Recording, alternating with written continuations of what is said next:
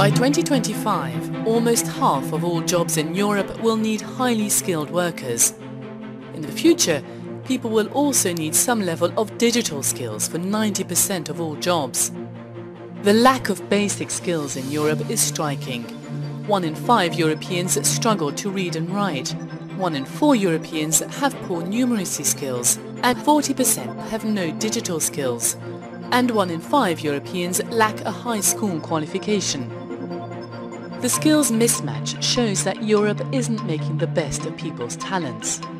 40% of European employers cannot find employees with the right skills, and 30% of people work in jobs that don't match their qualification.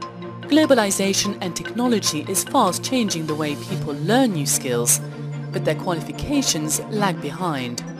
The new skills agenda for Europe will help equip Europeans with more and better skills, by investing in people's basic and higher skills, by better connecting the world of business and education, by recognizing skills learned outside of school. Europe, making the best of people's talents.